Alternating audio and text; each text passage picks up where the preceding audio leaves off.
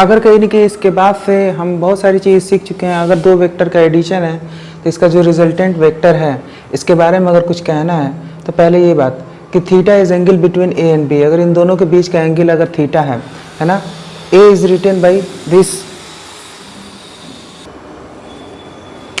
ए is मतलब a के magnitude को हमने स्मॉल ए से दिखाया, बी के मैग्नीट्यूड को स्मॉल बी से दिखाया, तो R1 के मैग्नीट्यूड को हम कह सकते हैं रूट का a square plus B square plus 2ab cos theta. ये हम पढ़ लिए थे।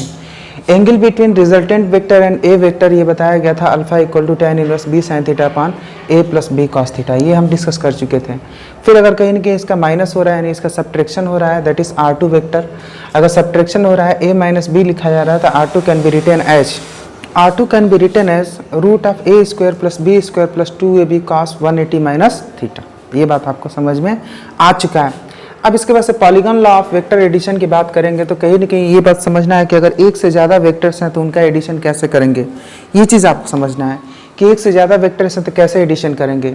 तो कहीं ना कहीं if the given vectors are represented by the sides of a polygon taken in order, कहीं ना कहीं अगर कई सारे वेक्टर्स हैं और वो वेक्टर्स किसी पॉलीगॉन के साइड से रिप्रेजेंट हो रहे हैं, कैसे रिप्रेजेंट हो रहे हैं तो देखो, एक वेक्टर ऐसे हमने कर दिया, इस वेक्टर को हमने a लिख दिया, तो पहला वेक्टर ये हो गया, ठीक है।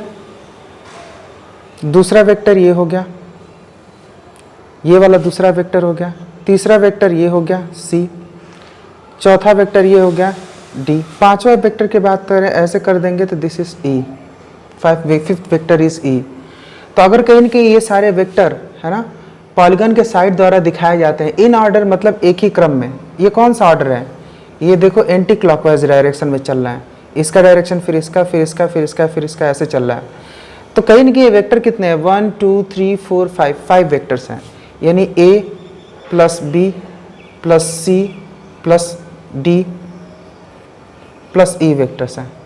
अगर ये कहीं ना कहीं 5 वेक्टर्स हैं, ये 5 वेक्टर के रिजल्टेंट को शो करना है तो जो लास्ट वाली साइड है, लास्ट वाली साइड बताएगी, लास्ट वाली साइड कहीं ना कहीं इनके रिजल्टेंट के डायरेक्शन को रिप्रेजेंट करेगी। वो क्या होगा, that will be in opposite order. Opposite order का मतलब आप समझ गए होंगे, इस ऑर्डर में सब चल रहे थे और ये क्या है, इस डायरेक्शन में है, मतलब इसका उल्टा ऑर्डर। ये एंटी क्लॉकवाइज है तो ये कैसे डायरेक्शन मैंने दिया है इसका, क्लॉकवाइज। ऑर्डर का मतलब है यार, एक वेक्टर ऐसे लगाया गया, दूसरा ऐसे, तीसरा ऐसे, चौथा ऐसे, पांचवा ऐसे, तो कहीं ना कहीं इसका रिजल्टेंट कैसे दिखाएगा, ऐसे। ये बात आपको समझ में आना चाहिए। तो रिजल्टेंट क्या है, तो this is the resultant R, so R can be written as this, ठीक है। तो इस तरह कहीं ना कहीं पॉलीगन, अब भाई 5 ये 6 साइड वाला है, 7 8 9 10 कई साइड वाला पॉलीगन हो सकता है। वेक्टर सेट इक्विलिब्रियम की बात करेंगे, कहीं ना कहीं वेक्टर्स इक्विलिब्रियम में है तो हमने कहीं ना कहीं triangle law of vector addition पढ़ा था अभी कुछ देर पहले। Triangle law of vector addition पढ़ा था तो कुछ यही तो पढ़ा था कि अगर कहीं ना कहीं दो वेक्टर्स हैं वो किसी ट्रायंगल के साइड से शो किए जा रहे हैं, जैसे एक वेक्टर क्या है a, दूसरा वेक्टर क्या है b, दो वेक्टर हैं। अगर कहीं ना कहीं ये वेक्टर ट्रायंगल के किसी साइड से, एक क्रम में ये साइड्स जुड़े हैं, इनके द्वारा शो होता है, तो जो इसका रिजल्टेंट वेक्टर होगा इसके अपोजिट ऑर्डर में होगा, इसका जो रिजल्टेंट वेक्टर होगा इसके अपोजिट ऑर्डर में होगा। And this can be written as R equal to a plus b। यही ट्रायंगल लॉ ऑफ एडिशन आप सीखे थे। लेकिन कहीं ना कहीं ये इक्विलिब्रियम में है, इसकी बात क्या मतलब, इसका मतलब क्या है, इक्विलिब्रियम में होने का मतलब क्या है। तो इक्विलिब्रियम में होने का मतलब ये है कि अगर मैं ऐसा लिखा हूं तो क्या मैं इसको ऐसे लिख सकता हूं, अगर R को मैं इधर लेते हूं this will become minus R equal to 0। अगर मैं R को इधर लेता हूं तो ये माइनस R हो जाएगा कि नहीं, है ना, माइनस R हो जाएगा।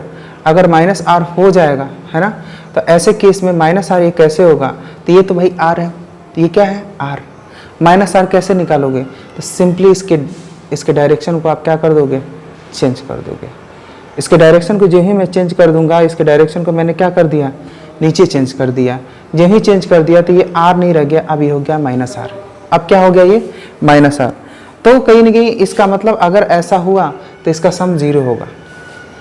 अगर कहीं ना कहीं माइनस R को मैं C ले लेता हूँ, है ना, take minus R equal to C vector, अगर इसको C वेक्टर ले लेता हूँ तो कहीं ना कहीं इसको दोबारा कैसे रिप्रेजेंट कर सकता हूँ, तो देख लो ये A हो गया,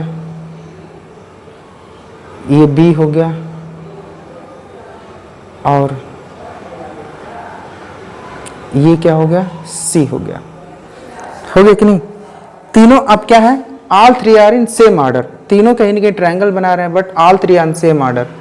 तो ये क्या शो करेगा, ये शो करेगा A प्लस B और माइनस आर को हमने क्या लिख दिया, C, तो इसको क्या लेंगे, C इज इक्वल टू 0।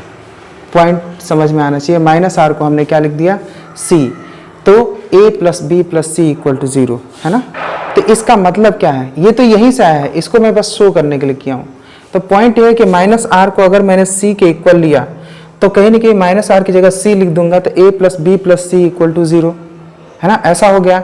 तो कहीं ना कहीं A plus B plus C equal to 0 कैसे कंडीशन में हो रहा है, तो देखो A का डायरेक्शन ऐसे है, B का डायरेक्शन ऐसे है और C का डायरेक्शन ऐसे है, यानी किसी एक ऑर्डर में किसी पॉलीगन के अगर सारे के सारे वेक्टर किसी एक ऑर्डर में हो तो ऐसे केस में सारे वेक्टर का सम क्या हो जाएगा, 0। इससे आप ये लॉजिक समझ गए। तो अगर इससे ये लॉजिक समझ गए तो क्या ये बात भी हम कह सकते हैं, क्या सोचो, इस पे गौर फरमाया जाए कि क्या इसके बारे में भी कुछ कहा जा सकता है। अगर कहीं ना कहीं मैं ऐसे बनाता हूँ, ठीक है, just I am making this,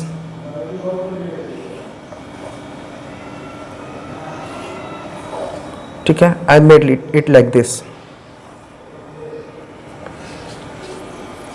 तो अब कहीं ना कहीं ये देखो, अगर वेक्टर्स को लेते हैं तो this is vector A, this is vector B, this becomes vector C, this vector become vector D, this become vector E, this become vector F, ठीक है। तो polygon law of vector addition के हिसाब से आप सीखे ही थे, लेकिन कहीं ना कहीं अगर ये क्रम है तो अगर मैं कोई ऐसा लिख देता हूं दैट इज G वेक्टर, तो इसके बारे में आप क्या कह सकते हो, जैसा यहाँ पे है इसके बारे में आप कह सकते हो A plus B plus C plus D plus E plus F plus G vector equal to 0। ये सारे वेक्टर का सम क्या होगा, 0 है ना। तो कहीं ना कहीं if all the vector are represented by the sides of a polygon, all vector taken in order, तो कहीं ना कहीं वो वेक्टर क्या शो करते हैं, दोज वेक्टर शो, ये वेक्टर क्या शो करते हैं, ये बताते हैं that all the vectors are at equilibrium. अगर कहीं ना कहीं कई सारे वेक्टर्स हैं और ये सारे के सारे वेक्टर्स एक पॉलीगन के साइड द्वारा शो किए जा रहे हैं, सारे के सारे वेक्टर्स अगर एक पॉलीगन के साइड द्वारा शो किए जा रहे हैं and their direction is shown in the same order, और इनका डायरेक्शन भी अगर सेम ऑर्डर में शो किया जा रहा है, तो इसका मतलब ये है कि ये सारे के सारे वेक्टर इक्विलिब्रियम में हैं। जैसा कि इस चीज़ को प्रूफ करने के लिए मैंने यहाँ पे जरूर किया, पहली चीज़ को प्रूफ करने के लिए मैंने यहाँ पे ऊपर आप शो किया कि ये कैसे हो सकता है, तो इसके लिए मैंने ऊपर शो कर दिया, देख लो। Triangle law of vector addition हम जानते थे, उसके हेल्प से मैंने ये बात प्रूफ करके दिखा दिया है कि अगर ट्रायंगल लॉ है तो r equal to a plus B लिखते हैं, तो a plus B minus R equal to 0 हो गया। r कहीं ना कहीं ऊपर की तरफ हुआ करता था, उसको उल्टा कर दिया तो माइनस आर हो गया। अगर माइनस आर को हम वेक्टर c ले लेते हैं तो a plus B plus C equal to 0 हो गया। और इसके बाद से हम क्या देख रहे हैं, ये लाइन एक ही डायरेक्शन में घूम रहा है। अगर एक ही ऑर्डर में ये लाइन है, अगर इस ट्रायंगल के तीनों लाइन एक ही ऑर्डर में है तो तीनों का सम 0 आ रहा है। अगर इस ट्रायंगल के तीनों की तीनों लाइन, भाई कहने का मतलब इस चीज को करने के बाद ये समझ में आया, यहाँ आर था लेकिन माइनस आर करने से समझ में आया कि ये वेक्टर अगर एक ही ऑर्डर में है और ट्रायंगल के साइड द्वारा शो हो रहे हैं, है ना, ठीक है। तो हम लिख सकते हैं if all the vectors are represented by the sides of a polygon taken in same order, then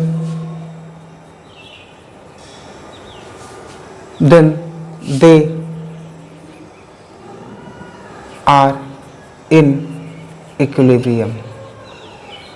they are in equilibrium. तो इसका मतलब अगर सारे के सारे वेक्टर किसी पॉलीगन के साइड से शो किए जाते हैं and they are taken in same order, तो वो सारे वेक्टर इक्विलिब्रियम में कहे जाएंगे। All the vector will be said to be in equilibrium. ये बात आपको समझ में आनी चाहिए, ठीक है। Let us do the question. Question ये है कि कहीं ना कहीं if 5 equal forces of 10 newton, यानी सारे फोर्सेस कितने न्यूटन के हैं? 10 न्यूटन के। सारे फोर्सेस 10 न्यूटन के हैं। All the forces are of 10 newton, 10 newton and this is also 10 newton. If 5 equal forces of 10 newton each are applied at one point, सारे के सारे किसी एक पॉइंट पे अप्लाई हुए हैं, and all are lying in one plane, और सारे के सारे एक ही प्लेन में है, सारे के सारे एक ही प्लेन है, माइंड इट, है ना, lying in one plane. If the angle between them are equal, इनके बीच का एंगल इक्वल है, तो आप देखो यार एक पॉइंट के अराउंड कितना एंगल होता है? 360 होता है ना। तो 360, आप ये बात समझो, 360 एक पॉइंट के अराउंड एंगल होता है, और यहाँ 1 2 3 4 5 इक्वल पार्ट्स हुए हैं, तो अपन 5 करेंगे यानी 72 डिग्री, यानी हर वेक्टर के बीच का एंगल कितना होगा? 72 डिग्री। हर वेक्टर के बीच का एंगल कितना होगा? 72 डिग्री। ये बात आपको समझ में आ गई होगी कि इनमें सबके बीच का एंगल 72 डिग्री होगा, क्योंकि एक पॉइंट के चारों तरफ का एंगल 360 होता है। क्योंकि इक्वल साइड्स है और इनके बीच का एंगल भी इक्वल है, तो अगर 5 इक्वल पार्ट में अगर 360 को डिवाइड करोगे तो 72 डिग्री आएगा। इसका मतलब इन सबके बीच का एंगल 72 डिग्री है। तो अगर सारे साइड्स इक्वल है और इन सब के बीच का एंगल 72 डिग्री है, तो कहीं ना कहीं ये बोला गया है कि इनका रिजल्टेंट फोर्स क्या होगा? इनका रिजल्टेंट फोर्स क्या होगा? इनका रिजल्टेंट फोर्स की वैल्यू क्या होगी? इनके रिजल्टेंट फोर्स की वैल्यू क्या होगी?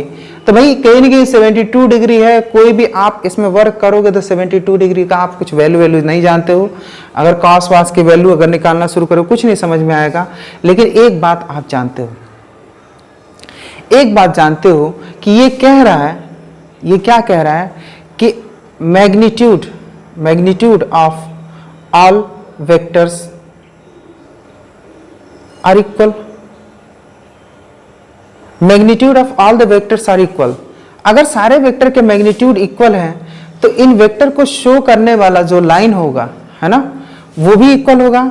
तो अगर if all this vector are shown by, if all this vector are shown by the sides of a polygon, किसी पॉलीगन के साइड से ही हम इसको शो कर दें तो उस पॉलीगन के सारे साइड्स इक्वल होना चाहिए। यानी ये भी कह सकते हैं, मैग्नीट्यूड की जगह हम ये भी कह सकते हैं length of all vectors, length of all vectors are equal.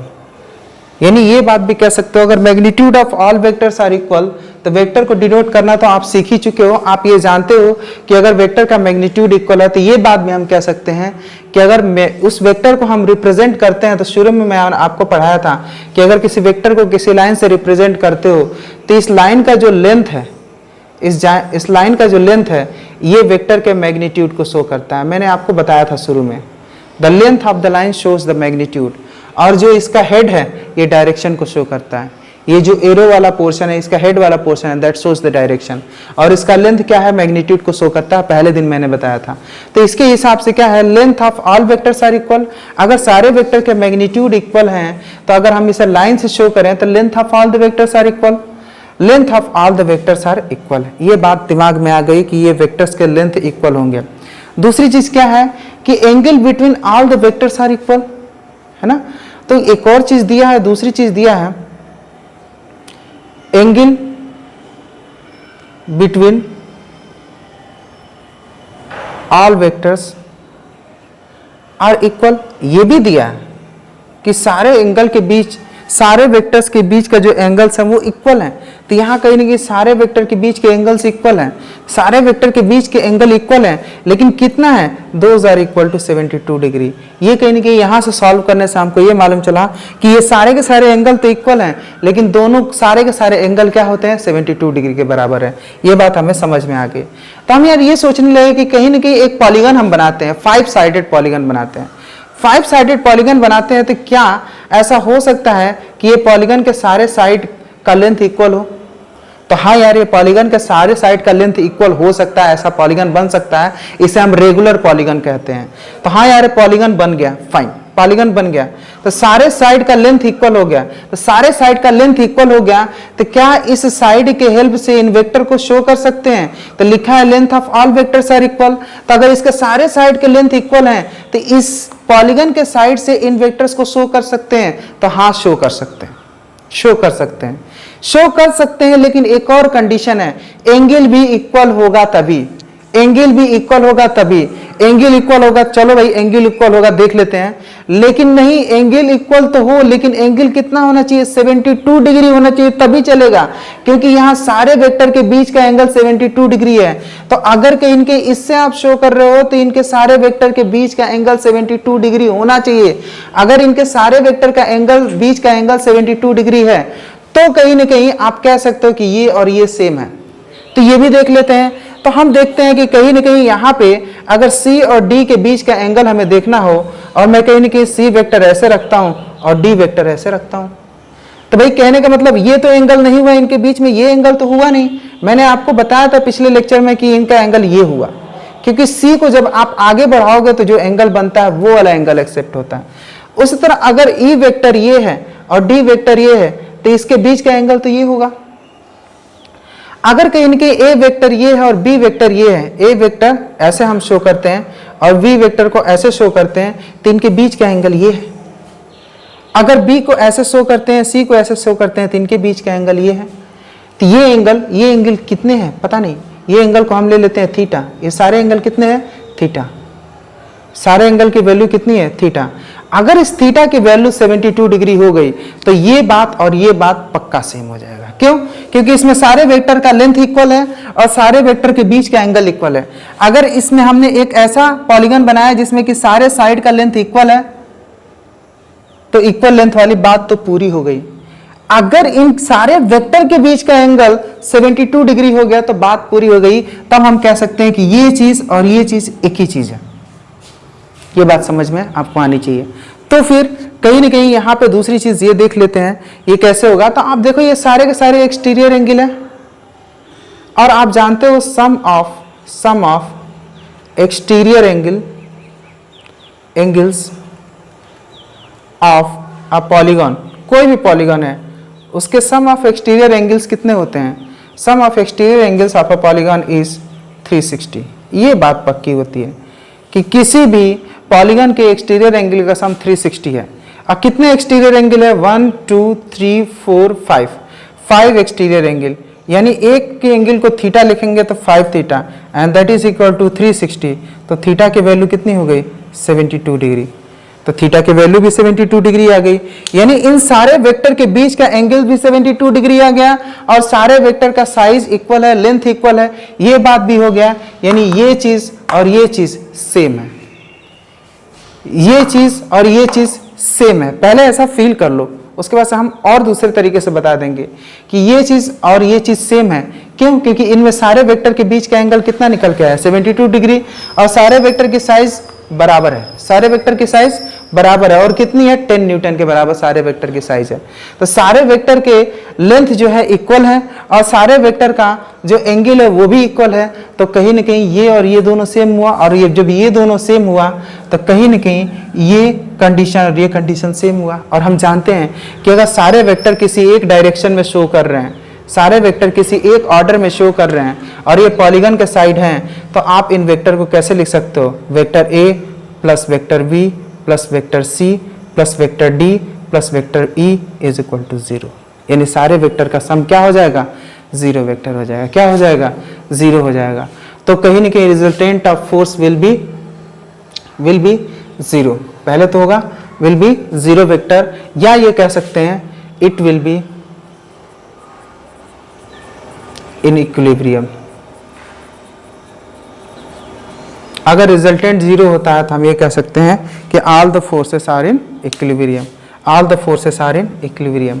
तो मैं आपको यही समझाया कि ये चीज़ और ये चीज़ सेम है। मैं इसके लिए ही मेहनत किया हूँ, और इसको क्वालिटेटिवली भी मैं अभी समझाता हूँ आपको। ये बात आपको समझ में आ गई, और ये क्वेश्चन समझ में आ गया।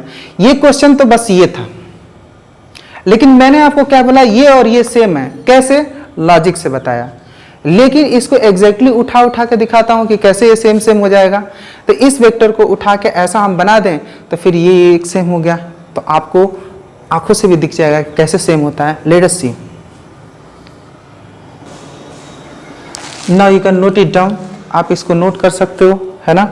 मैंने ये बात समझाया कि ये कैसे सेम है, और फिर कहीं ना कहीं अगर ये सेम है तो अगर पॉलीगन से सारे साइड्स दिख रहे हैं, सारे वेक्टर को शो किया जा रहा है, तो सारे वेक्टर का सम क्या हो जाएगा 0। ये पॉलीगन लॉ के जस्ट बाद मैंने ये बात भी समझाया कि अगर कहीं ना कहीं सारे वेक्टर किसी पॉलीगन के साइड से शो हो रहे हैं, इसका मतलब वो सारे वेक्टर इक्विलिब्रियम में है, इसका मतलब सारे वेक्टर का रिजल्टेंट क्या है 0 है। ये बात मैंने समझाया है और उस पर एक क्वेश्चन भी दे दिया।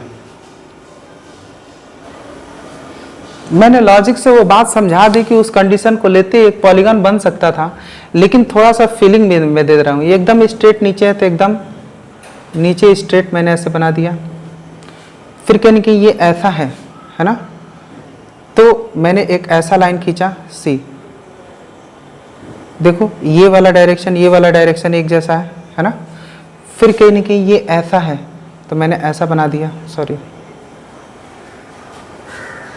ऐसा बना दिया, यहाँ पे ले लिया, जस्ट सी टू इट, यहाँ पे ले लिया हमने, है ना। आपको आइडिया लग रहा होगा कहीं ना कहीं हर वेक्टर को मैं कैसे ले रहा हूँ, जस्ट माइंड इट। उस वेक्टर को मैं एकदम लिखता जा रहा हूँ। ये वेक्टर ए है, देखो वेक्टर ए का डायरेक्शन इसका डायरेक्शन सेम है, ठीक है। वेक्टर बी है, वेक्टर बी ऐसा है, देख लो वेक्टर बी का डायरेक्शन इसका डायरेक्शन सेम है। फिर वेक्टर सी है, तो वेक्टर सी को मैंने यहाँ कर दिया, वेक्टर सी को मैंने यहाँ कर दिया, तो कहीं ना कहीं इनका डायरेक्शन सेम दिख रहा होगा। अब वेक्टर डी के बारे में बात की जाए, है ना, तो वेक्टर डी को आप कहीं ना कहीं ऐसे शो कर सकते हो, वेक्टर डी को शो कर सकते हो, just see it. Vector D का डायरेक्शन ऐसे है, वेक्टर डी का डायरेक्शन ऐसे है ना। और वेक्टर ई को ऐसे शो कर सकते हैं, वेक्टर ई को ऐसे शो कर सकते हैं। देख लो बन गया पॉलीगन।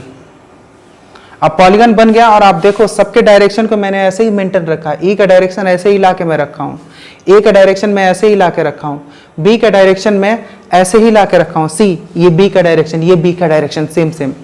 और फिर कहीं ना कहीं ये सी का डायरेक्शन मैंने एकदम ऐसे ही रखा है, देखो ये डायरेक्शन और ये डायरेक्शन सेम सेम।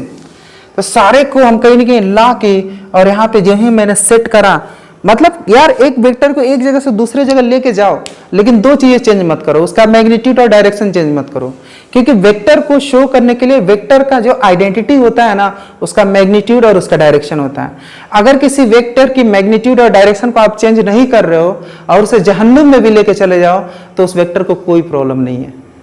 उस वेक्टर का यही है कि उसका मैग्नीट्यूड और डायरेक्शन अगर आपने सेम रखा तो वो वेक्टर सेम बना रहेगा। तो मैंने कहीं ना कहीं इन सारे वेक्टर को ला के यहाँ पे जोड़ा, लेकिन एक बात का मैंने ध्यान रखा कि इनके मैग्नीट्यूड और डायरेक्शन को चेंज नहीं करना है। लेकिन जो ही मैं ला के इन्हें चिपकाया तो ये बन गए एक पॉलीगन। और कितने साइडेड, 5 साइड पॉलीगन बन गए। सारे साइड की लेंथ इक्वल है, तो कहीं ना कहीं रेगुलर पॉलीगन बन गया। It is the regular polygon of 5 sides. तो अब आप देख सकते हो कि आपको फीलिंग भी आ गई होगी कि ये रेगुलर, ये कहीं ना कहीं इक्वल साइडेड पॉलीगॉन्स जिनके बीच का एंगल इक्वल है, ये किस तरीके से एक पॉलीगॉन को शो कर सकते हैं। और ये भी देखा कि अगर इनके डायरेक्शन को मैंने मेंटेन रखा था, आप सबको देखो सारे एक क्रम में दिख रहे हैं, सारे एक क्रम में दिख रहे हैं। और मैंने ये बात बताया था कि अगर किसी पॉलीगॉन से सारे वेक्टर शो किए जा रहे हैं और सारे एक क्रम में दिख रहे हैं, तो सारे वेक्टर का सम, सारे वेक्टर का सम यानी a plus B plus C plus D plus E that is equal to 0। सारे वेक्टर का सम क्या हो जाएगा, 0 हो जाएगा। सारे वेक्टर का सम क्या हो जाएगा, 0 हो जाएगा। ये बात मैंने बताया था। इसका मतलब क्या हुआ, अगर 0 हो जाएगा इसका मतलब क्या है, all vectors are in equilibrium. सारे वेक्टर्स क्या हैं, इक्विलिब्रियम में। Mind it. If the magnitude of vectors, question number 2, if the magnitude of vectors a, b, c are 3, 4, 5 units respectively and a plus b equal to c, then find the angle between a and b. ठीक है, तो यार कहीं ना कहीं कुछ बातें आपको याद जरूर होंगी। आपको ट्रायंगल ऑफ वेक्टर एडिशन याद जरूर होगा, ठीक है। तो कहीं ना कहीं इसका याद करोगे तो शायद आपको ये बात समझ में आ जाएगा, ठीक है। Just you can try. बहुत इजी है। ओके, मैं करता हूं इसे। मान लो ट्रायंगल ऑफ वेक्टर में देखा था कि अगर एक वेक्टर ए है और एक वेक्टर बी है तो तीसरा वेक्टर क्या होता है? तीसरा वेक्टर अपोजिट डायरेक्शन में लेते हैं तो ए और बी का सम होता है। आपने ये बात पढ़ा था, है ना? ए और वेक्टर का, ए और बी का सम आर है, ए और बी का वेक्टर का सम आर है, ठीक है? तो आर की जगह पे हम ये लिख सकते हैं are equal to sum of A and B, sum of A and B. अगर ऐसा है तो हम ये कह सकते हैं all these three vectors can be represented by sides of a triangle। तो यार दो वेक्टर का सम करना है, दो वेक्टर का सम तीसरे वेक्टर के बराबर आ रहा है, तो आप ये जानते हो ना कि triangle law of vector addition आप पढ़े हो, अगर दोनों का एडिशन करना है तो ट्रायंगल लॉ का हेल्प लेना पड़ेगा, ये बात आप जानते हो। तो कहीं ना कहीं ये अगर लिखा है इसका मतलब ये है कि ये तीनों वेक्टर को एक ट्रायंगल के साइड से हम रिप्रेजेंट कर सकते हैं, यही triangle law of vector addition है कि a plus B equal to c. अगर दो वेक्टर को आपको जोड़ना है तो ट्रायंगल का हेल्प लेना पड़ेगा, दो वेक्टर ट्रायंगल के साइड से रिप्रेजेंट करोगे तो तीसरा वेक्टर अपने आप दिख जाएगा। तो if a plus B equal to c आ रहा है ना, तो यहाँ पे देखो डिफरेंस क्या है यार, यहाँ पे डिफरेंस है a प्लस बी। अगर यहाँ इसके हिसाब से देखा जाए तो a plus B equal to R, ये तो तुम पढ़े हो, है ना? अब इस r की जगह पे अगर c लिख दिया तो c भी एक वेक्टर ही न है। अगर c भी एक वेक्टर है इसका मतलब ये तीनों के तीनों किसी ट्रायंगल से रिप्रेजेंट हो सकते हैं, तीनों के तीनों वेक्टर किसी ट्रायंगल से रिप्रेजेंट हो सकते हैं। और एक और बात, द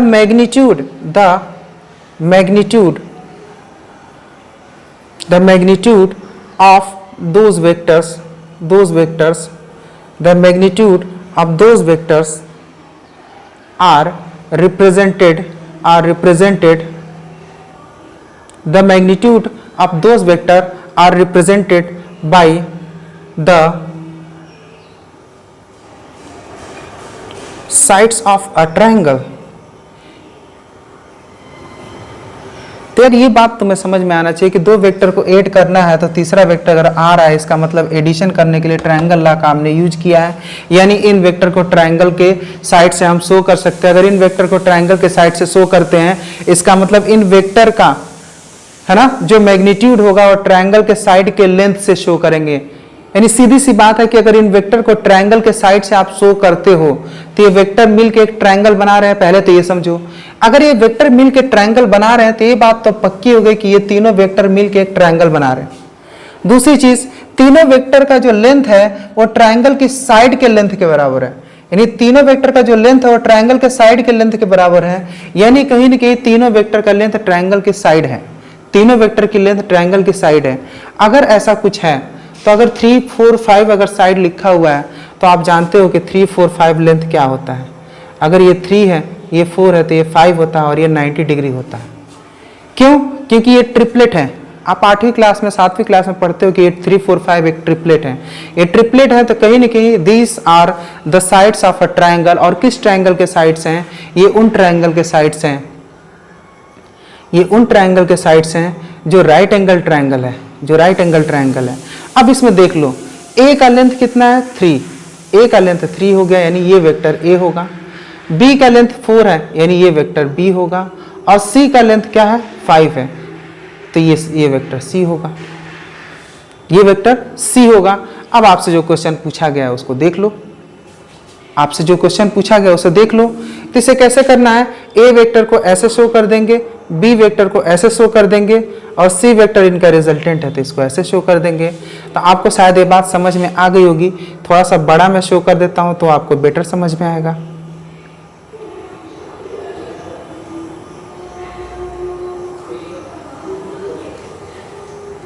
ठीक है, तो ये c वेक्टर हो गया, ये a वेक्टर हो गया और ये b वेक्टर हो गया, है ना। यानी ये समझो कि कहीं ना कहीं सम दिखाया जा रहा है तो ये किसी ट्रायंगल को शो करेगा, ट्रायंगल को शो करेगा, यानी तीनों मिलके कोई ट्रायंगल बना रहे हैं। अगर इनका मैग्नीट्यूड दिया है तो कुछ रिलेशन तो सीधे दिख जाना चाहिए आपको। तो आप ये बताओ a और b के बीच का एंगल कितना है? ए और बी के बीच का एंगल कितना है 90 डिग्री, कितना है 90 डिग्री। तो इसमें कहीं ना कहीं समझने वाली बात क्या थी, इसमें समझने वाली बात थी कि ये सारे के सारे वेक्टर एक ट्रायंगल को शो कर रहे हैं, है ना, यानी ये जो यूनिट, ये जो वैल्यू है, ये जो मैग्नीट्यूड है, ये मैग्नीट्यूड ट्रायंगल के साइड को शो कर रहा है। अगर ये मैग्नीट्यूड ट्रायंगल को साइड को शो कर रहा है तो 3, 4, 5 ट्रिपलेट्स हैं, हम जानते हैं कि जिस ट्रायंगल को शो कर रहे हैं उस ट्रायंगल के, है ना, वो ट्रायंगल राइट एंगल ट्रायंगल होगा, ये बात हम जानते हैं। तो वो राइट एंगल ट्रायंगल होगा तो अगर 3 जो मैग्नीट्यूड है वो किसका है, ए का है, और 4 मैग्नीट्यूड वो क्या है, बी का है। तो ए का 3 है और बी का 4 मैग्नीट्यूड है, तो ए और बी के बीच का एंगल क्या होगा, तो आप समझ सकते हो ए और बी के बीच का एंगल क्या होगा। तो यहां से आप डायरेक्ट लिख सकते हो angle between A and B is 90 degree. ये एक लॉजिक है, कहीं ना कहीं ये एक लॉजिक है जो आपको समझना है, ये लॉजिक वो है जो आपको समझना है, एक वो है जो कि कर लो, बहुत आसान है, आई शो यू।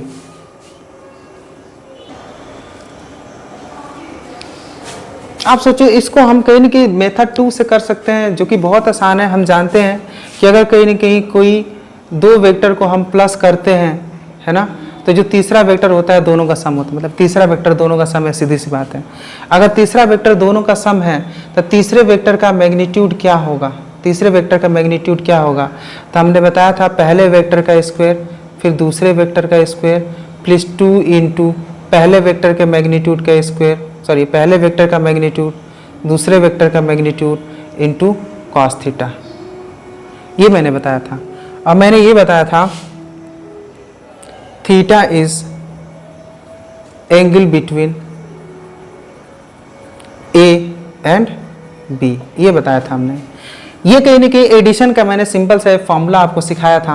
और ये सीधी सी बात है, यहाँ पे जो आर लिखा है सवाल में इसके जगह पे क्या लिखा है, सी लिखा है, सवाल में इसके जगह पे क्या लिखा है, सी। तो यार पॉइंट है कि बस ये सी हो जाएगा, दिस इज सी।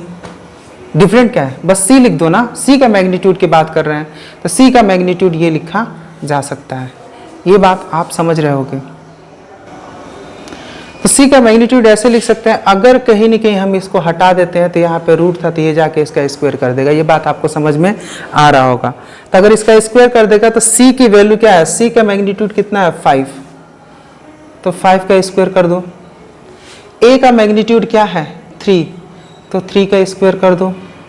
बी का मैग्नीट्यूड क्या है 4, तो 4 का स्क्वायर कर दो। और ए का मैग्नीट्यूड 3, बी का मैग्नीट्यूड 4 इंटू कॉस थीटा, ठीक है। अब इसमें देखो मैंने वो वैल्यू बस एग्जैक्ट उठा के मैंने यहाँ पे डाल दी है, क्योंकि अगर कहीं ना कहीं इन दोनों का प्लस है तो इस फॉर्मूले को फॉलो करेंगे। अब फॉर्मूले को फॉलो करेंगे तो ये हो गया 25, ये हो गया 16, ये हो गया 9, ये हो गया 16, 2 3 जा 6, 4 जा 24 कॉस थीटा। अब देखो यार खुद 16 प्लस 9 कितना होता है 25, 25 से 25 कैंसिल, तो यहाँ हो गया 24 cos theta is equal to 0। तो कॉस थीटा इक्वल टू क्या हो जाएगा 0, कॉस थीटा इक्वल टू 0।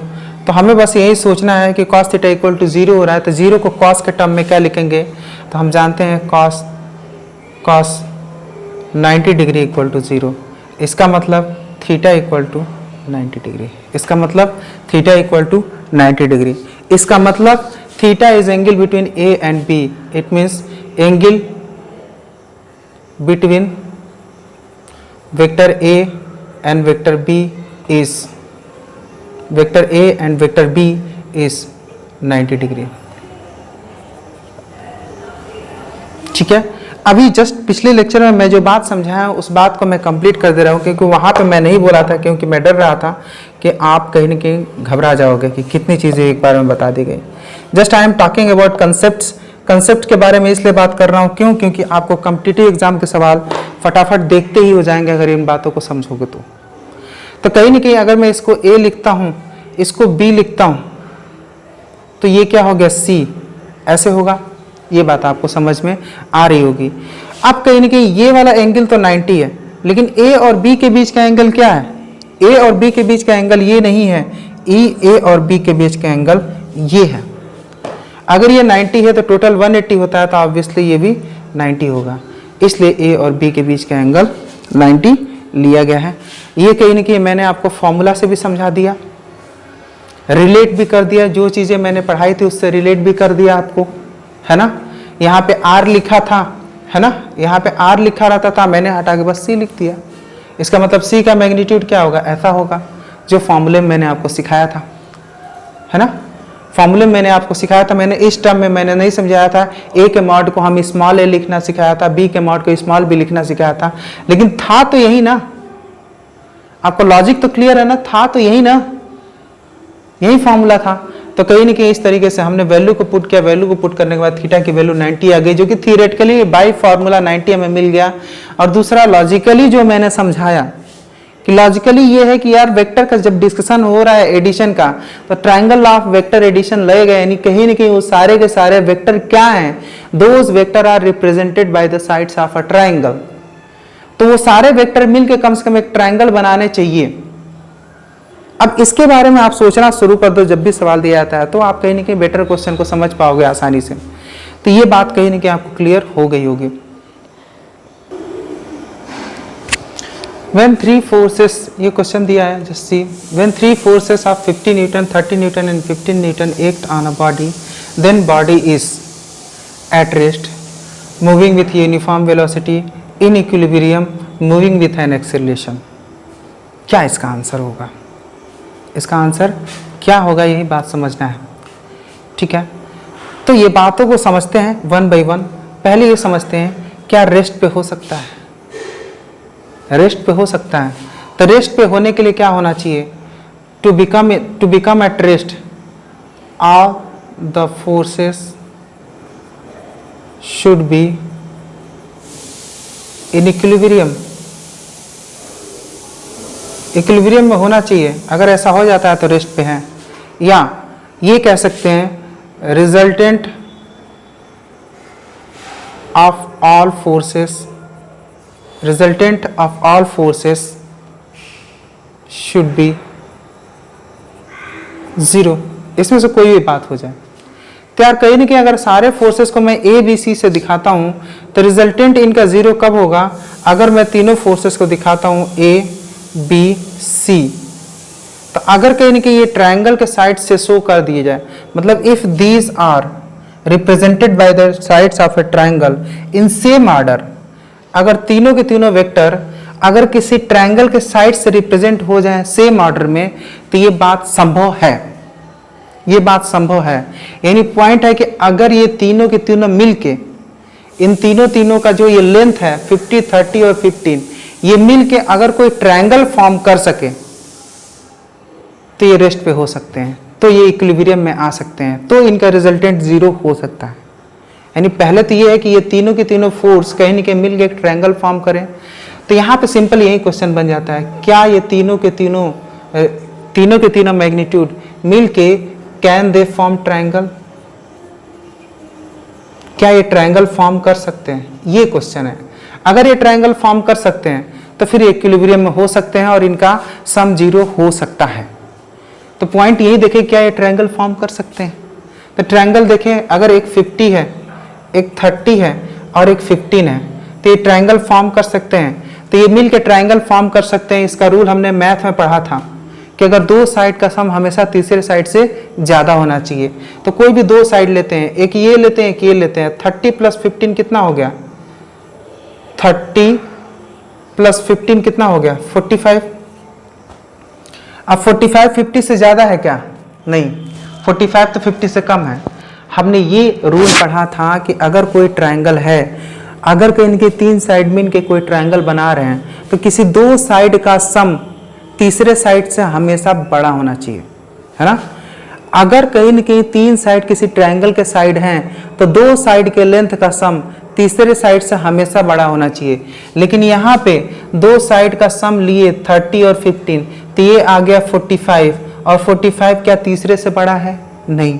तो 45 तीसरे से बड़ा नहीं है, तो they can not form triangle, ये ट्रायंगल फॉर्म नहीं कर सकते। ये ट्रायंगल फॉर्म नहीं कर सकते तो ये कंडीशन कभी भी नहीं आ सकती, और ये कंडीशन कभी नहीं आएगी तो ये कभी रेस्ट में आएंगे ही नहीं। क्यों? क्योंकि ये कभी इक्विलिब्रियम में आएंगे ही नहीं। तो पहली बात यहाँ से डिसाइड हो गई कि they are not at rest, यानी पहली बात गलत है।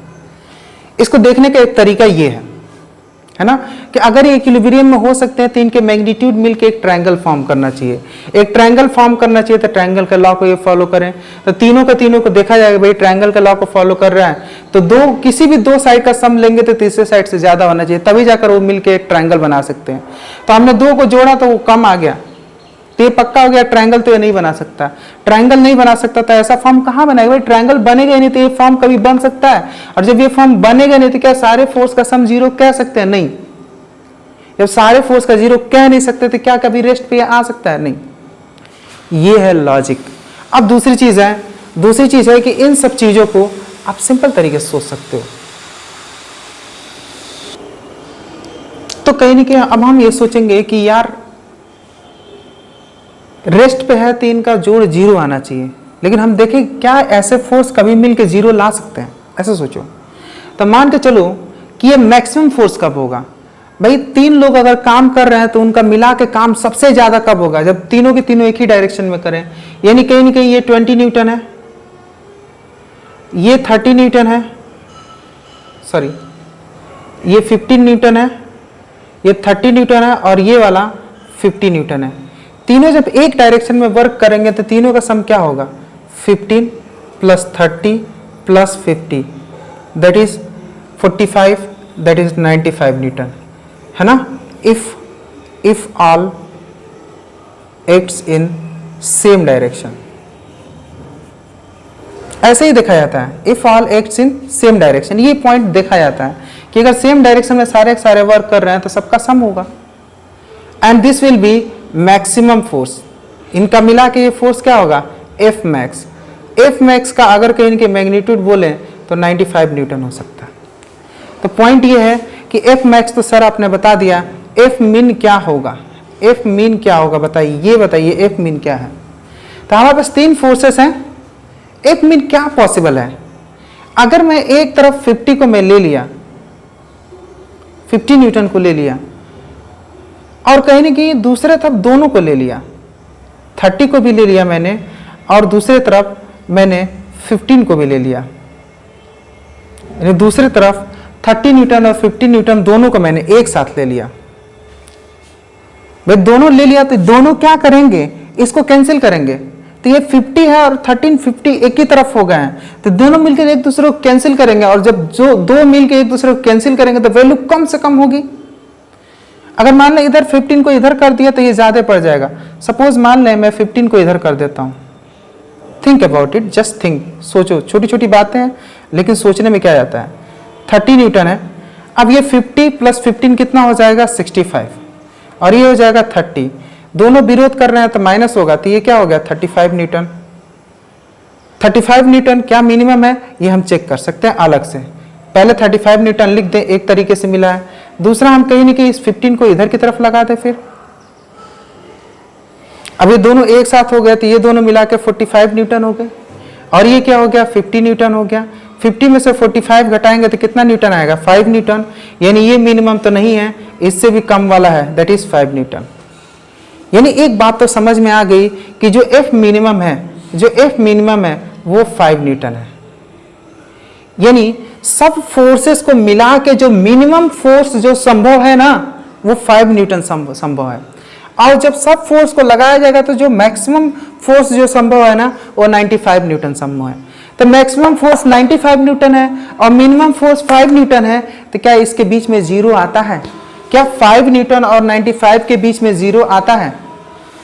इसके बीच में क्या जीरो आता है? हमने कहीं ना कहीं मिनिमम फोर्स, भाई इन तीनों फोर्स की वजह से जो मिनिमम फोर्स मैक्सिमम फोर्स है वो और मिनिमम फोर्स वो, इन तीनों की वजह से जो मैक्सिमम फोर्स है वो और जो मिनिमम फोर्स है वो दोनों हमने निकाला। तो इन तीनों की वजह से जो मिनिमम फोर्स है वो 5 न्यूटन पॉसिबल है और मैक्सिमम फोर्स है 95 न्यूटन पॉसिबल है। क्या इनके बीच 0 न्यूटन आता है?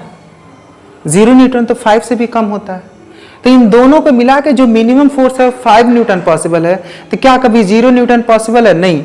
तो जब 0 न्यूटन इन तीनों को मिलाने के बाद जो फोर्स रिजल्टेंट फोर्स आएगा उसकी वैल्यू जब 0 न्यूटन हो ही नहीं सकती, वो 5 और 95 के बीच में होगी, 5 और 95 के बीच में होगी। जब 0 कभी हो ही नहीं सकती तो क्या वो कभी रेस्ट पे होगा? नहीं। तो इससे ये भी निष्कर्ष निकला कि मैक्सिमम वैल्यू 95 है, मिनिमम वैल्यू 5 है। इसका मतलब इन तीनों के फोर्स को मिलाने पे कभी भी 0 नहीं आ सकता, कभी भी 0 नहीं आ सकता। जब 0 नहीं आ सकता तो ये बात पक्की हो गई कि वो रेस्ट पे नहीं होगा, वो रेस्ट पे नहीं होगा, कुछ ना कुछ फोर्स होगा, कुछ ना कुछ फोर्स होगा। रेस्ट पे नहीं होगा तो ये लिखा है मूविंग विथ यूनिफॉर्म वेलोसिटी। अब आप सोचो यार कि ये बात पक्की है कि कुछ ना कुछ फोर्स होना ही है। ये बात जब पक्की है कि कुछ ना कुछ फोर्स होना ही है, ये बात जब पक्की है कि कुछ ना कुछ फोर्स होना ही है, तो कहीं ना कहीं ये बात तय है, ये बात तय है कि फोर्स की वैल्यू अगर कुछ ना कुछ होगी तो कुछ ना कुछ एक्सेलरेशन होगी। तो हमको लगता है इतनी बात आपको समझ में आ गई होगी। इसको मैं इरेज करके मेन पॉइंट लिख देता हूँ। यानी पॉइंट ये है कि ये फोर्स कभी भी 0 नहीं हो सकता, ये 5 और 95 के बीच में ही होगा। जब 0 नहीं होगा तो कुछ ना कुछ फोर्स की वैल्यू होगी, और कुछ ना कुछ फोर्स की वैल्यू होगी तो कुछ ना कुछ एक्सेलरेशन होगा, और जब एक्सेलरेशन होगा then motion can not be uniform. यानी पॉइंट ये है कि अगर कहीं ना कहीं एक्सीलरेशन है, अगर एक्सीलरेशन है तो एक्सीलरेशन होने का मतलब वेलोसिटी चेंज होगी। 9th में पढ़े थे, वेलोसिटी चेंज होगी तो मोशन कभी भी यूनिफॉर्म नहीं हो सकता, मोशन कभी भी यूनिफॉर्म नहीं हो सकता। यानी दूसरी बात भी गलत, अगर एक्सीलरेशन है तो मोशन यूनिफॉर्म नहीं हो सकता। तीसरी बात, इन इक्विलिब्रियम, क्या इन इक्विलिब्रियम हो सकते? तो नहीं हो सकते, क्योंकि इक्विलिब्रियम तो ये दोनों को दिखाता है। इक्विलिब्रियम किनको दिखाता है? मूविंग विथ यूनिफॉर्म वेलोसिटी या रेस्ट। अगर कोई ऑब्जेक्ट किसी यूनिफॉर्म वेलोसिटी से मूव कर रहा हो, या कोई ऑब्जेक्ट रेस्ट पे हो, कोई ऑब्जेक्ट रेस्ट पे हो या यूनिफॉर्म वेलोसिटी से मूव कर रहा हो, तो ऑब्जेक्ट इक्विलिब्रियम में कहा जाता है। तो यार हमने इतना सारा मेहनत करके तो यही बताया कि क्या सारे फोर्स इक्विलिब्रियम में हो सकते हैं। तो अगर सारे फोर्स इक्विलिब्रियम में तब होंगे जब इनका रिजल्टेंट 0 होगा, और ये बात हो गई कि इसका रिजल्टेंट कभी 0 नहीं होगा तो ये कभी इक्विलिब्रियम में नहीं होंगे। कभी इक्विलिब्रियम में नहीं होंगे ये तो कभी भी इनकी वेलोसिटी यूनिफॉर्म नहीं हो सकती, और कभी भी ये रेस्ट पे नहीं हो सकते, क्योंकि जब इक्विलिब्रियम होगा तो ही यूनिफॉर्मिटी या रेस्ट पॉसिबल है। ये दोनों पॉसिबल तब है जब ये इक्विलिब्रियम में है। इक्विलिब्रियम नहीं है तो ना तो ये होगा ना तो ये होगा, ये बात समझ लो आप। तो इक्विलिब्रियम मैंने चेक करा तो ये दोनों पॉसिबल नहीं है, अगर ये नहीं तो ये दोनों नहीं। ठीक है, अब कहीं ना कहीं तीसरी बात करेंगे, चौथी बात, मूविंग विथ एन एक्सीलरेशन। तो बात सही है, कुछ ना कुछ एक्सीलरेशन इसका आ रहा है, then the object will be moving with some acceleration, moving with some acceleration, क्योंकि अंत में फोर्स की कुछ ना कुछ वैल्यू बच जा रही है, और फोर्स की कुछ ना कुछ वैल्यू बच जा रही है, there will be an acceleration. अगर फोर्स की कुछ ना कुछ वैल्यू बढ़ जा रही है तो वो एक्सीलरेशन में होगा ही। तो इस सवाल को दूसरे तरीके से यही समझ सकते हैं कि हमने ये तय करा कि इसका मिनिमम फोर्स 5 न्यूटन है, मैक्सिमम 95 है, तो 0 कभी नहीं हो सकता। 0 कभी नहीं हो सकता तो ये इक्विलिब्रियम में कभी नहीं हो सकता। ये इक्विलिब्रियम में कभी नहीं हो सकता तो ये ना तो रेस्ट पे हो सकता है ना तो यूनिफॉर्म वेलोसिटी हो सकती है, क्योंकि जब इक्विलिब्रियम पे रहेगा तभी ये दोनों पॉसिबल है ना। और कहीं ना कहीं जब ऐसा नहीं है तो क्वेश्चन ये बन रहा है कि कुछ ना कुछ फोर्स तो होगा। भाई इसमें से यही बात निकल के आ रही है कि कुछ ना कुछ फोर्स तो होगा, और कुछ ना कुछ फोर्स तो होगा, ये बात पक्की हो गई। तो कुछ ना कुछ एक्सीलरेशन होगा, ये बात भी पक्की हो गई। कुछ ना कुछ एक्सीलरेशन होगा, ये बात भी पक्की हो गई। बहुत सारे डिस्कशन किए मैं इस सवाल को लेके, और इतना डिस्कशन मैं इसलिए किया ताकि कहीं ना कहीं सवाल तो इतने में कंप्लीट है, लेकिन इतना डिस्कशन मैंने इसलिए किया इस बात को समझाने के लिए ताकि आपको हर एस्पेक्ट समझ में आए और सवाल पे आप डिस्कशन कर सको, समझ सको सवाल को। क्वेश्चन नंबर 4 बहुत कुछ कह रहा होगा। क्वेश्चन नंबर 4 देखो और समझो। If the object is moving with velocity 5 metre per second towards the east, यानी ऑब्जेक्ट जो है ईस्ट की तरफ मूव कर रहा है with velocity 5 metre per second, तो 5 मीटर पर सेकेंड हमने लिख दिया, fine, towards the east and it changes its velocity to 5 metre per second north. यानी ये कहीं ना कहीं ऐसे चलते हुए आ रहा था, ये ऐसे चलते हुए आ रहा था 5 मीटर पर सेकेंड से, और इसने क्या कर दिया, अपने डायरेक्शन को चेंज कर दिया। किधर की तरफ? अपने डायरेक्शन को इसने चेंज कर दिया किधर की तरफ, नॉर्थ की तरफ चेंज कर दिया, और नॉर्थ की तरफ चेंज कर दिया, वो कितना चेंज किया, 5 मीटर पर सेकंड अभी भी है। नॉर्थ की तरफ इसका डायरेक्शन 5 मीटर पर सेकंड अभी भी है, यानी कहीं ना कहीं डायरेक्शन चेंज हुआ है, इसका लेंथ चेंज नहीं हुआ है। हम इसको एज इट इज़ बना लेते हैं, ठीक है। तो ये ऑब्जेक्ट कुछ ऐसे आ रहा था, यानी जब ऑब्जेक्ट आ रहा था तो उसका डायरेक्शन ये था। Just I can make it like this, कोई ऑब्जेक्ट ऐसे आ रहा था, इसका डायरेक्शन ये था, और कहीं न कहीं ये नॉर्थ में मुड़ गया। पहले ईस्ट की तरफ आ रहा था, नॉर्थ में मुड़ गया, ईस्ट की तरफ आ रहा था और नॉर्थ में ये मुड़ गया। तो ये ईस्ट से नॉर्थ की तरफ मुड़ा, ईस्ट से नॉर्थ की तरफ मुड़ा, तो इन दोनों के बीच का एंगल क्या बना, 90। तो यही चीज़ हमने यहाँ पे शो किया, आपको ये दिख रहा होगा, यहाँ पे हमने यही चीज़ शो करा है कि कहीं न कहीं ये दोनों वेक्टर के बीच का एंगल क्या हो गया, 90। ये कहीं न कहीं ईस्ट की तरफ आ रहा था और नॉर्थ में मुड़ गया, ईस्ट की तरफ आ रहा था, नॉर्थ में मुड़ गया, तो इनके बीच का एंगल दिखाने के लिए इसको आगे बढ़ाना पड़ेगा। इसको आगे बढ़ाएंगे तो इनके बीच का एंगल 90 बन रहा है, तो कहीं न कहीं इसको हमने आगे बढ़ा दिया, तो दोनों वेक्टर अब एक साथ आ गए, तो ये फॉर्मेट हो गया। और यही फॉर्मेट हमने यहाँ शो किया है, एक ऊपर की तरफ, एक इधर की तरफ। अब पॉइंट ये है कि ये दोनों वेक्टर जो दिए हैं, ये दोनों वेक्टर, उसमें कह रहा है कि जो फाइनल वेलोसिटी होगी, तो ये कौन सी वेलोसिटी है, बाद वाली, ये फाइनल वेलोसिटी है, और ये कौन सी वेलोसिटी है, इनिशियल वेलोसिटी है। शुरू में ये डायरेक्शन था और बाद में ये डायरेक्शन हो गया। अब कहीं कि एक्सीलरेशन की बात करेंगे, एक्सीलरेशन की बात करेंगे तो क्या होता है, final velocity minus initial velocity upon time. लेकिन ये क्या होता है, वेक्टर में माइनस होता है, वेक्टर में माइनस होता है। तो वेक्टर में माइनस होता है तो कहीं न कहीं जो फाइनल वेलोसिटी है ये तो vf है ना, इनिशियल वेलोसिटी vi है, लेकिन यहाँ निकालना होगा माइनस vi। तो हम क्या करेंगे, एकदम माइंड इट, इस बात को समझो, vi का डायरेक्शन ये है, vi का डायरेक्शन ये है, लेकिन ये क्या कर रहा है, vf माइनस vi। तो vf में जोड़ना क्या है, हमें यहाँ पे माइनस vi जोड़ना है, तो ये माइनस vi होगा। आपको ये बात समझ में आनी चाहिए, दोनों का मैग्नीट्यूड सेम है, तो हम इस कहीं न कहीं 5 मीटर पर सेकेंड इधर मैग्नीट्यूड लिख रहा हूँ, और इसका भी मैग्नीट्यूड अभी भी 5 मीटर पर सेकेंड है। ध्यान रखो बात मैं क्या कह रहा हूँ, ये vf है और ये vi है, ये माइनस vi हमने करा क्योंकि vf माइनस vi यहाँ पे निकालना है। हमें क्या निकालना है, vf माइनस vi हमें निकालना है ना। तो ये तो vi था, हमने माइनस कर दिया, और तब कहीं न कहीं इन दोनों को हम जोड़ेंगे, तब कहीं न कहीं इन दोनों को हम जोड़ेंगे। तो इन दोनों को जोड़ेंगे तो क्या आएगा, तो ये जोड़ना तो मैंने आपको सिखाया था कि अगर कहीं इनके सीधे सीधे एकदम इस तरीके से आपको बना बना मिले तो इसको जोड़ने का तरीका ये होता है, और ये बड़ा आसान था क्योंकि 90-90 मिल गया, सब बढ़िया बढ़िया सब मिल गया।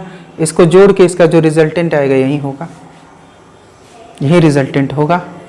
अब बताओ यार, ये मैग्नीट्यूड आपको मालूम है, ये मैग्नीट्यूड आपको मालूम है, ये वाली वैल्यू क्या होगी।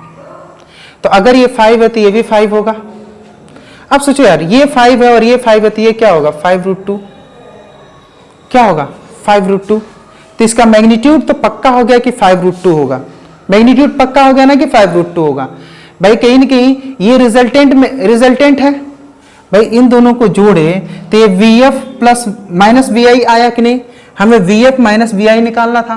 तो इसका मैग्नीट्यूड कितना निकल के आया, तो इसको हमने सॉल्व करा तो इसका मैग्नीट्यूड निकल के आया 5√2, इसका मैग्नीट्यूड निकल के आया 5√2। अगर डायरेक्शन निकालना है तो कैसे निकालेंगे, डायरेक्शन निकालना है तो डायरेक्शन निकालेंगे हम, ये वाला एंगल निकालेंगे अल्फा। तो ये वाला अल्फा, अगर मैं आपसे पूछूं कि tan अल्फा क्या होगा, तो tan अल्फा क्या होता है आप खुद बताओ। tan अल्फा क्या होता है, perpendicular upon base, perpendicular upon base. Perpendicular की लेंथ कितनी है 5, बेस की लेंथ कितनी है 5। तो इस हिसाब से क्या हो गया, tan अल्फा इक्वल टू 1, यानी अल्फा इक्वल टू क्या हो जाएगा 45 डिग्री। क्यों, अगर 45 डिग्री होती है तो 45 डिग्री का ही tan कितना होता है 1, यानी ये एंगल कितना हो गया 45 डिग्री, ये एंगल कितना हो गया 45 डिग्री। तो ये बात समझ में आ गया कि ये 45 डिग्री है। अगर ये वेस्ट और नॉर्थ के एग्जैक्ट बीच में है, वेस्ट और नॉर्थ के एग्जैक्ट बीच में है ना, तो हम लिख सकते हैं इन नॉर्थ वेस्ट डायरेक्शन, हम लिख सकते हैं इन नॉर्थ वेस्ट डायरेक्शन, ये बात लिख सकते हैं कि नहीं। और टाइम कितना है, टाइम कितना है नीचे, तो नीचे टाइम को देखो दैट इज 10 सेकेंड, नीचे टाइम को देखो, दैट इज 10 सेकेंड। तो हम क्या हो जाएगा, 5 1 जा 5, 5 2 जा 10, और इसको अगर सॉल्व करोगे √2 इसको सॉल्व करोगे तो 1/√2 भी लिख सकते हो, या कहीं कि √2/2 लिख सकते हो। It is your choice in north west direction. Direction लिखना मैंने आपको शुरू में सिखा दिया था, ये चीज़ एकदम शुरू में सिखाई थी। ये जो भी चीज़ हमने करा है ना, ये आपको शुरू में सिखाया है। अगर कहीं कि इस चीज़ को ध्यान से समझोगे तो इस बात में ये डाउट बस यही होता है कि v को जब मैंने माइनस भी लिखा तो लोगों के दिमाग में आता है कि ये 5 है, ये क्यों नहीं माइनस हुआ। तो यार ये माइनस इसलिए नहीं होगा क्योंकि अभी भी इसका लेंथ 5 ही है, और जब आपने उल्टा कर दिया तब भी तो इसका लेंथ 5 ही है। तो ये लेंथ ही तो इसका मैग्नीट्यूड होता है, तो इसका मैग्नीट्यूड कैसे कम हो गया। ये माइनस में होने का कोई मतलब नहीं है, मैग्नीट्यूड 5 ही रहेगा, इसका डायरेक्शन चेंज हो गया इसलिए यहाँ माइनस लिखा हुआ है। अब कहीं कि दोनों को हमने प्लस किया था, सोचो यहाँ पे VF था, यहाँ पे VI था, दोनों को प्लस करते तो VF प्लस VI लिखते। अगर यहाँ पे बनाते तो VF प्लस VI लिखते, और यहाँ पे बना रहे हो तो क्या है, VF माइनस VI आ रहा है। क्या आ रहा है, VF माइनस VI आ रहा है। अच्छा, इसको जोड़ने के लिए किस लॉ का हमने यूज किया, ये जो लॉ है इस लॉ को बोलते हैं पैरेललोग्राम लॉ ऑफ एडिशन। ये पैरेललोग्राम लॉ ऑफ एडिशन का हमने यूज किया है इनको जोड़ने के लिए। आपको ये समझ में आ रहा होगा कि ये कहीं ना कहीं पैरेललोग्राम लॉ ऑफ एडिशन के थ्रू ये जोड़े गए। तो एक लॉजिक तो ये है जिससे आपको बात क्लियर हो गई। दूसरा लॉजिक हम और देते हैं जिससे कि बात दूसरे वे में आपको समझ में आ जाएगी।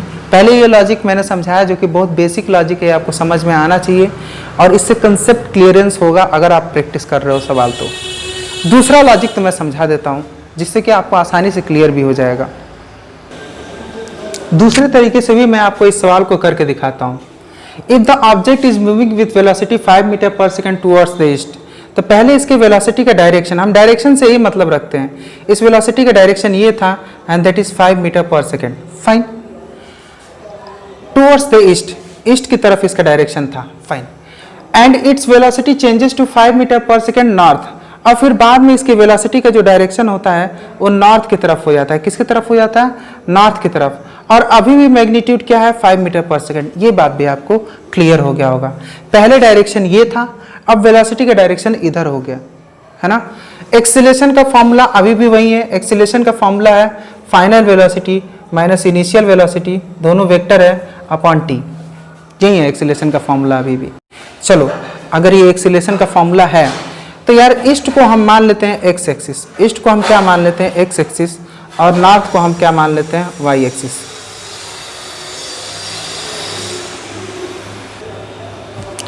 अगर नॉर्थ को हम वाई एक्सिस मान लेते हैं, ईस्ट को एक्स एक्सिस में मान लेते हैं, तो दोनों को हम समझते हैं। ये क्या है हमारा इनिशियल वेलोसिटी, शुरू वाली वेलोसिटी, और ये क्या है फाइनल वेलोसिटी। तो लिखते हैं इनिशियल वेलोसिटी कितनी है, आप खुद बताओ। तो इनिशियल वेलोसिटी आई की डायरेक्शन में है, तो इनिशियल वेलोसिटी आई की डायरेक्शन में है, इनिशियल वेलोसिटी इस डायरेक्शन में है, तो इसे हम 5i लिख सकते हैं। वेरी गुड, ये बात तो ठीक है, ये तो हमने समझाया था। और फिर ये फाइनल वेलोसिटी कितनी है सर, फाइनल वेलोसिटी j मतलब y के डायरेक्शन में है, तो हम इसे 5j लिख सकते हैं। वेरी गुड, ये बात तो आपको क्लियर है। चलो फिर इसे सवाल को सॉल्व करते हैं। तो एक्सीलरेशन की वैल्यू क्या होगी, एक्सीलरेशन की वैल्यू क्या होगी, एक्सीलरेशन को ये वेक्टर क्वांटिटी है ऐसे भी शो कर सकते हैं। तो v फाइनल क्या है 5j माइनस v इनिशियल क्या है 5i अपॉन 10। ये बात क्लियर हो गया होगा आपको। अब कहीं ना कहीं इसको अगर हम सॉल्व करते हैं, तो 5 दोनों में कॉमन आ जाएगा, तो क्या होगा j माइनस आई अपॉन 10।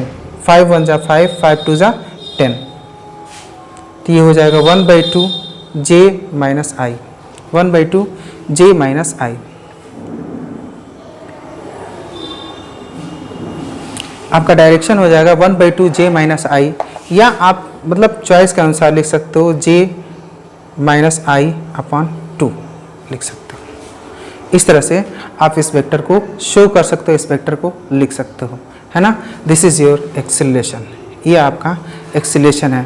तो सर ये एक्सीलरेशन तो आप बता दिए, डायरेक्शन क्या होगा, इसका डायरेक्शन तो कुछ मालूम ही नहीं चला, इसका डायरेक्शन क्या होगा।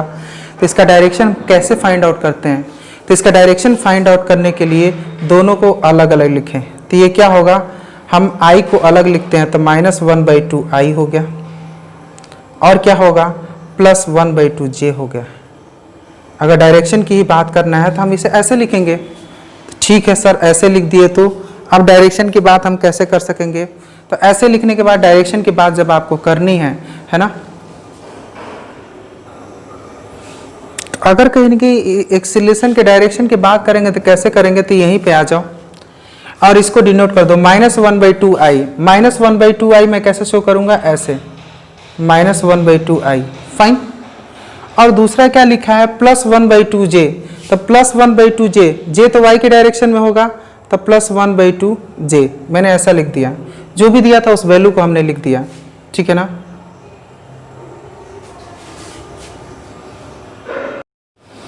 यहाँ पे देखो, अब एक्सीलरेशन निकल गया। एक्सीलरेशन के बारे में ये कह सकते हैं I की वैल्यू -1/2 है, तो I माइनस में इधर की तरफ होगा, तो 1/2 ये हो गया। और J क्या है? प्लस में, J ऊपर, प्लस में मतलब ऊपर की तरफ, यानी ये हो गया 1/2। अगर ये दोनों मिल गया तो कहीं ना कहीं इसका रिजल्टेंट क्या होगा? तो इसका रिजल्टेंट निकालने के लिए आप इसको ऐसे मिला लो और फिर इस लाइन को ऐसे खींच लो, ये रिजल्टेंट का डायरेक्शन होगा। तो रिजल्टेंट का डायरेक्शन क्या होगा? तो it will be something alpha. तो अगर ये 1/2 है, ये 1/2 है, तो ये भी 1/2 होगा। अगर मैं आपसे पूछूंगा कि tan अल्फा क्या होगा, तो 1/2/1/2। 1/2/1/2 क्या हो जाएगा भाई? ये परपेंडिकुलर अपॉन बेस, 1/2 ये भी है, 1/2 ये भी है, दिस इज 1। तो अल्फा की वैल्यू क्या हो जाएगी? 45 डिग्री। अल्फा की वैल्यू क्या हो जाएगी? 45 डिग्री। अब 45 डिग्री हो जाएगा, इसका मतलब ये लाइन एकदम बीच में है, और एकदम बीच में है तो शुरू में मैंने बताया था कि अगर दो डायरेक्शन दिया है, इसके एकदम बीच में कोई लाइन जा रही है तो दोनों को मिला के बोलते हैं, तो इस डायरेक्शन को बोलेंगे नॉर्थ वेस्ट डायरेक्शन। हम इसको क्या बोलेंगे? North west direction. तो इसके डायरेक्शन को, चूंकि ये डायरेक्शन के साथ लिखा हुआ है, लेकिन इसको डायरेक्शन को नाम दोगे, इस वेक्टर का, एक्सीलरेशन वेक्टर के डायरेक्शन का नाम देखो दोगे, तो एक्सीलरेशन वेक्टर का जो डायरेक्शन है that is north west direction.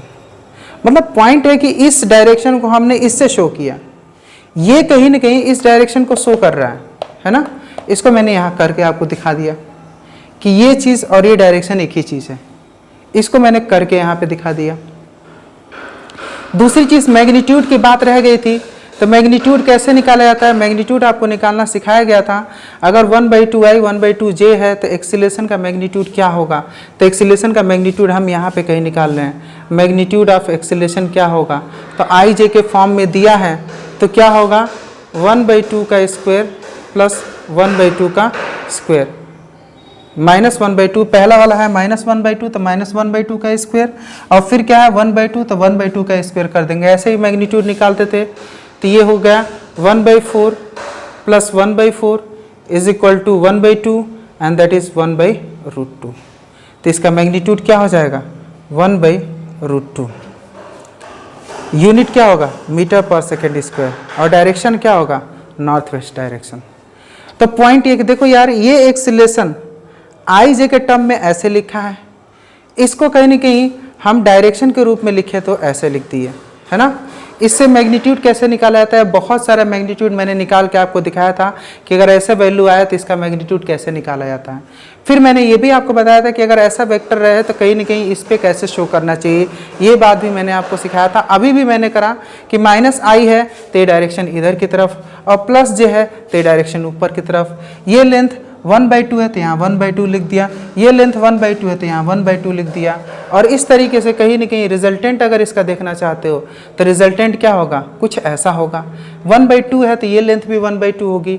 तो अगर कहीं ना कहीं tan अल्फा भी निकालना चाहते हो तो 1/2/1/2 दैट इज 1, तो अल्फा की वैल्यू 45। इसका मतलब ये जो इसका रिजल्टेंट है एकदम बीच से होकर जा रहा है, और रिजल्टेंट एकदम बीच से होकर जा रहा है, इसका मतलब नॉर्थ वेस्ट डायरेक्शन है। इसका मतलब नॉर्थ वेस्ट डायरेक्शन है, ये शुरू में मैंने बताया था। तो नॉर्थ वेस्ट डायरेक्शन है, यानी acceleration is 1/√2 metre per second square in north west direction. आपको ये बात समझ में आनी चाहिए। तो इन 4 क्वेश्चन को भले मैंने कराया, लेकिन इन 4 क्वेश्चन से रिलेटेड जो डिस्कशन मैंने करा वो हर तरीके का डिस्कशन हमने करा है इस सवाल को कराने में, जिससे कि कहीं ना कहीं इस सवाल को जैसे चाहो वैसे आप कर सकते हो, है ना। जैसे चाहो वैसे समझ सकते हो। अब आप सवाल को प्रैक्टिस करोगे तो इसकी इंपॉर्टेंस आपको फटाफट समझ में भी आने लगेगी। So thank you and keep working hard.